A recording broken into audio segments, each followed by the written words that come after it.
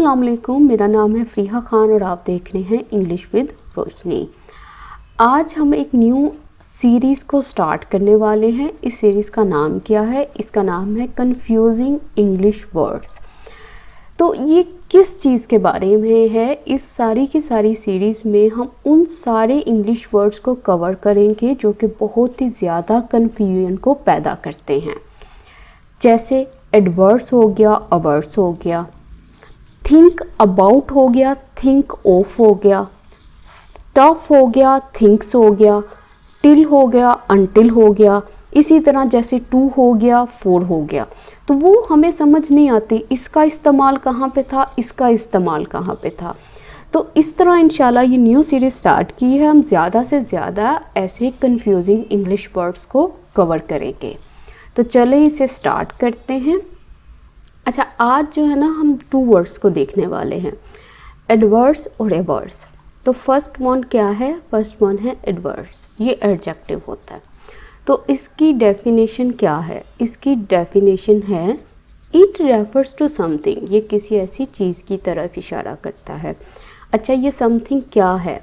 कहता है जो कि बिल्कुल अपोजिंग होती है, बिल्कुल उल्टी होती है और हैविंग अ नेगेटिव और हार्मफुल इफ़ेक्ट। यहाँ वो क्या करती है? बहुत ही मनफी और बहुत ही ख़राब असरात रखती है। ठीक है, मतलब एडवर्स वो चीज़ होगी जो कि बहुत ही नेगेटिव होगी और बहुत ही ख़राब असरात को रखती होगी। दूसरी डेफिनेशन चेक करो। ये जो एडवर्स वर्ड है ना, वो कहता है कि इट गोज़, ये जाता है अगेंस्ट, बिल्कुल उल्टा जाता है। किस चीज़ के? व्हाट यू वांट, जो आप चाहते हो, एंड इज़ ऑफन अनफेवरेबल। और ये जो चीज़ होती है ना, बिल्कुल ही अनफेवरेबल होगी, मतलब आपके हक़ में अच्छी नहीं होगी, हार्मफुल होगी, चैलेंजिंग होगी, मुश्किलात से भरी होगी। तो एडवर्स का मतलब क्या हो गया? एडवर्स जो होती है वो एक ऐसे हालात के बारे में बताएगी, एक ऐसे सिचुएशन के बारे में बताएगी जिसके जो असरात होंगे ना वो अच्छे नहीं होंगे, जिसका इम्पैक्ट अच्छा नहीं होगा, बिल्कुल मुखालिफ होगा उस चीज़ के जो आप चाहते हो। तो वो जो चीज़ होगी वो एडवर्स होगी। एग्जाम्पल देखो, कह रहा है कि if adverse weather conditions persist, कहता है अगर ख़राब वेदर कंडीशंस, ऐसी वेदर कंडीशंस, ऐसी सूरत हाल जो कि बिल्कुल एडवर्स हैं, बिल्कुल ख़िलाफ़ हैं, बिल्कुल उल्टी हैं उन वेदर कंडीशंस के जो हम चाहते थे कि ऐसा वेदर हो। तो अब ये क्या है? ये बिल्कुल एडवर्स वेदर कंडीशंस हैं। तो वो कहता है अगर वो परसिस्ट होती हैं, वो कंटिन्यू रहती हैं, तो क्या होगा? The game will be cancelled. जो गेम है, जो मैच है, जो भी चीज़ है वो कैंसिल हो जाएगी, वो रोक दी जाएगी।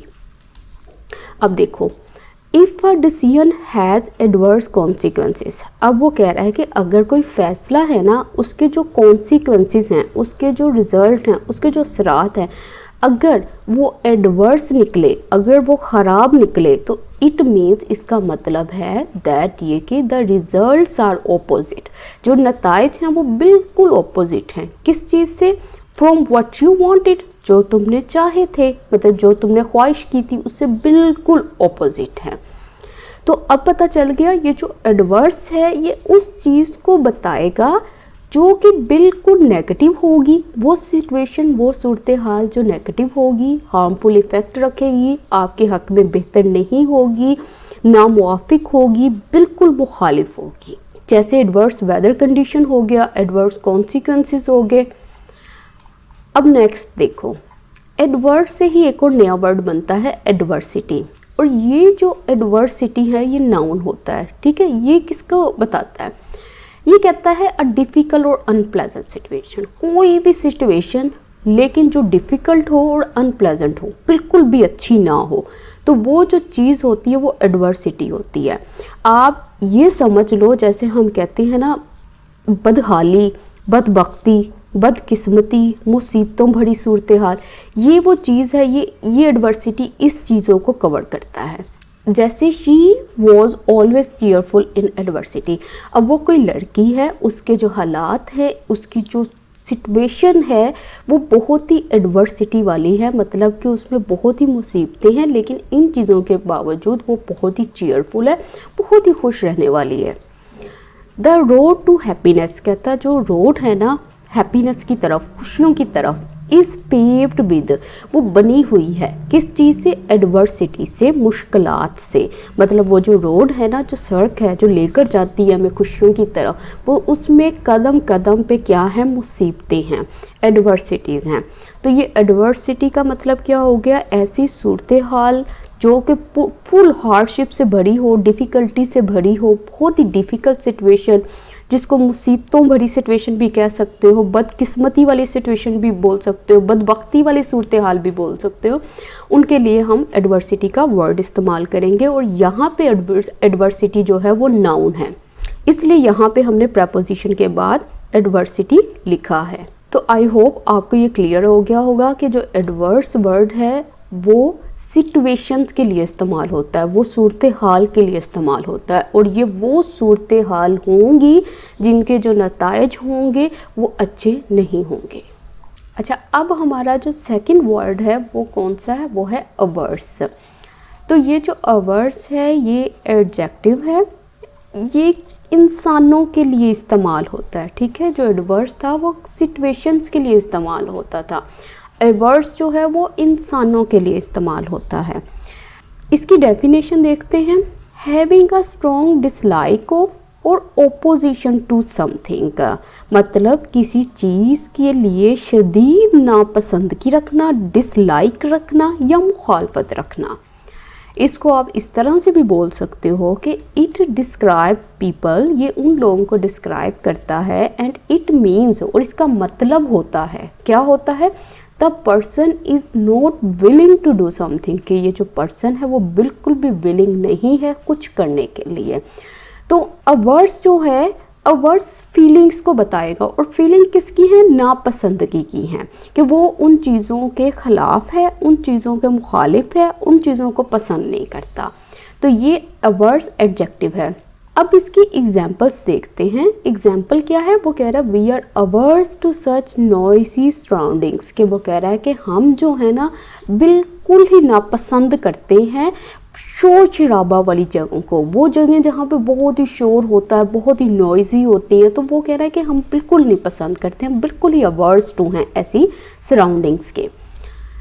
He was averse to any change। अब वो जो पर्सन है वो क्या है, अवर्स है, वो बिल्कुल ही नापसंद करता है किस चीज़ को, किसी भी तब्दीली को, वो नहीं चाहता कि कोई भी चेंज उसकी लाइफ में हैपन हो। तो वो जो पर्सन है वो अवर्स टू है किस चीज़ के, किसी भी चेंज के। अब अवर्स एडजेक्टिव से एक और वर्ड बनता है, वो है अवर्जन। ये होता है नाउन, ठीक है।